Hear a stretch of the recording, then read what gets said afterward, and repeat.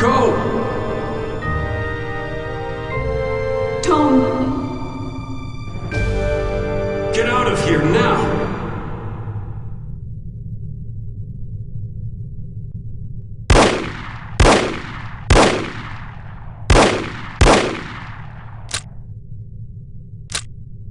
Agent Kate Archer, please report to the war room.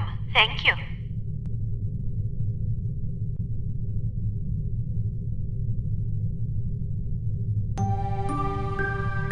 Agent Goodman's death is a terrible blow, no question about it.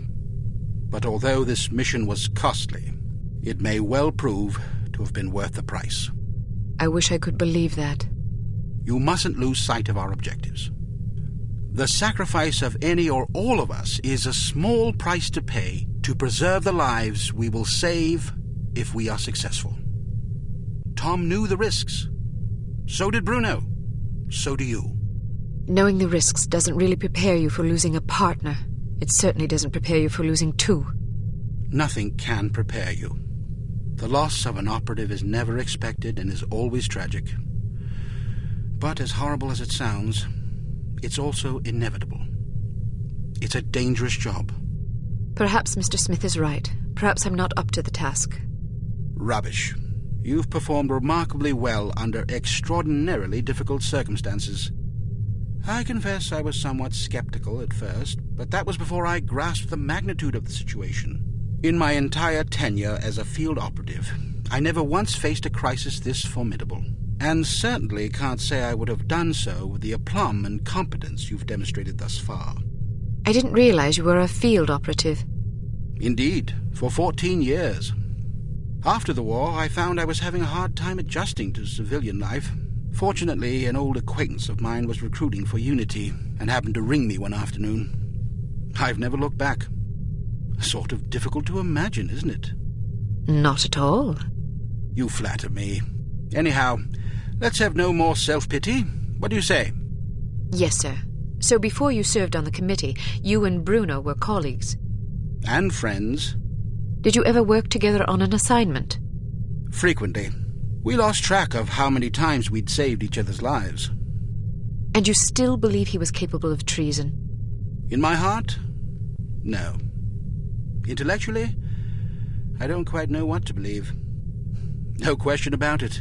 He was always a steadfast, resourceful fellow, but the history books are full of patriots turned traitors. There's no telling what a man is capable of, given the appropriate temptations. I know what I believe. I admire your conviction, and I pray you're right. Ah, Mr. Smith, I hope you have some good news. Good news would be that we hadn't lost another valuable agent on this mission. What news do we have?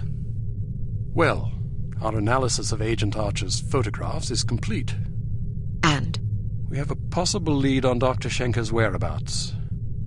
I think we can classify that as good news. As I said, it's all relative. This harm situation isn't the only crisis in the world, and we're fast running out of competent field agents. Then suppose you get to the point and tell us what we know about Dr. Schenker so we can go fetch him. It's somewhat speculative at this point, but it's possible that harm is keeping him at a secret underground research facility in North America. We don't know the exact location of this facility, but thanks to the files Archer photographed, we know it exists, apparently in the vicinity of a lumberyard in western Washington state. It seems the site is being supplied by an American Railways passenger train. Records and research has dug up evidence of various trains making unscheduled stops in the area over the past 3 weeks. At regular intervals? Indeed, probably to drop off supplies and personnel. We're certain that at least one American Railways engineer is on the harm payroll, although several individuals may be involved. We're looking into it. What's my assignment? Phase 1 will be to apprehend the engineer or engineers in question so that we can interrogate them. Once you're aboard the train... How exactly am I to get aboard? We'll smuggle you into the galley car. Lovely. Anyhow, once you're aboard, you will meet with a contact who will tell you precisely whom you'll need to detain. It is safe to presume that other harmed personnel will be aboard the train, so subtlety is advisable. Needless to say, seizing the conspirators will prevent the train from making its stop, so you'll have to be sure to detrain at the appropriate time. Well, after falling out of an airplane, I suppose jumping off a moving train can't be that bad. That won't be necessary. Once your objectives are complete, you must head for the caboose and detach it when you're near the lumberyard. We'll have an agent in place to switch the track and reroute you to an unused depot behind the lumberyard. This area is not likely to be heavily guarded, so you shouldn't have much difficulty getting through. If all goes according to plan, you will rendezvous with another undercover agent who will, we hope, have information that should help you locate the underground base. Then I grab Dr. Schenker and get the hell out. Precisely. We'll have a helicopter nearby awaiting your signal. Your flight departs in 1 hour, so if you need to stop by the toy shop, now's the time. Understood. Thank you for putting things in perspective for me, sir. I promise you I will do everything in my power to destroy harm. Archer? Sir? Don't let anger cloud your judgment. Revenge is an understandable impulse, but it is also a contemptible one. Our job is not to avenge, but to protect. I can't just shut off my feelings like a tap. No, but you can bridle them and use them to fuel your resolve. Destroy harm, but do it to save innocent lives, not to retaliate for those already lost. The moment you give in to wrath, you become as reprehensible as the monsters we're hunting. Clearly, we are all called upon to take lives from time to time, but we must neither relish it nor agonize over it. It is a duty, plain and simple. Not a pleasant one, but often a necessary one. I'll do my best, sir. I have absolute confidence that you will. There was one more thing, although I'm not sure how important it is. According to one of the documents Archer photographed, it seems the Baron's wife changed her surname some time ago.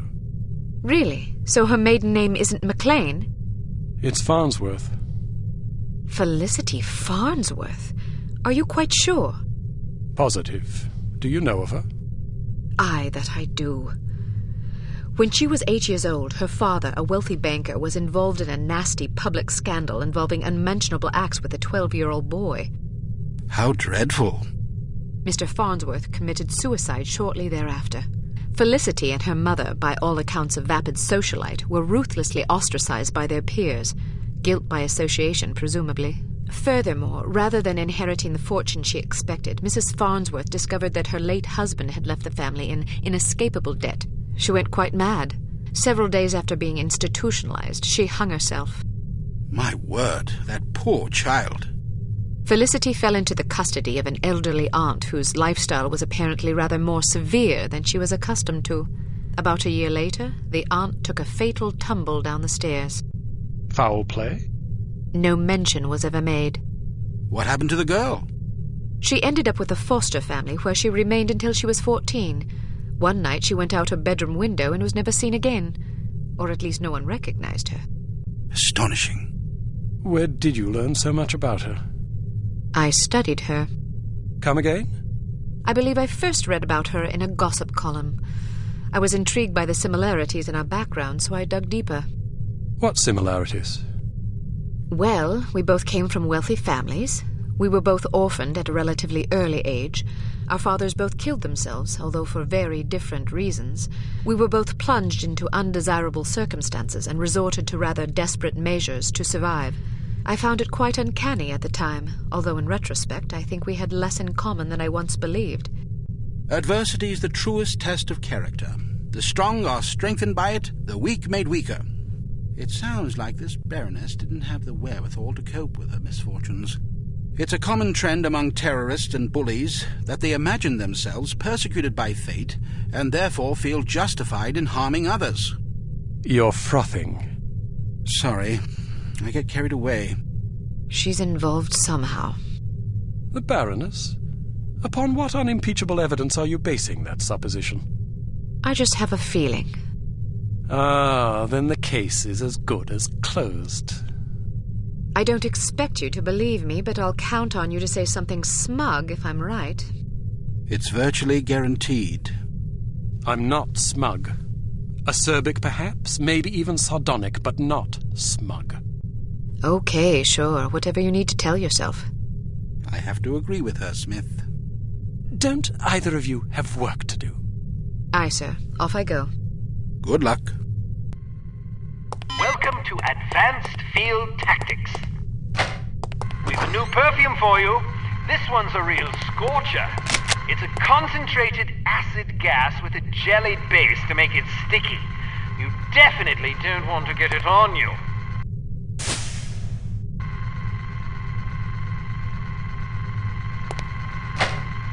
Here's a spiffy new device that should make dealing with security cameras less of an ordeal. When fastened to a camera, it generates a still image from the camera's viewpoint that should convince a casual watcher that he's seeing an empty room. Attach a camera disabler to this security camera.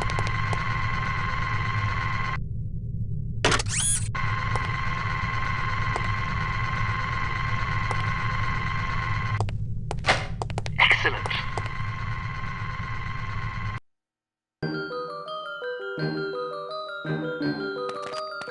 Riding a motorcycle is easier than you might suspect. To get on, simply walk up and activate it. Hit activate again to dismount. Hit the forward key to accelerate, backward to brake, and the left and right turn or sidestep keys to steer. You can also steer with the mouse if you prefer. You will decelerate automatically if you release the forward key. Traction will generally be better on harder surfaces.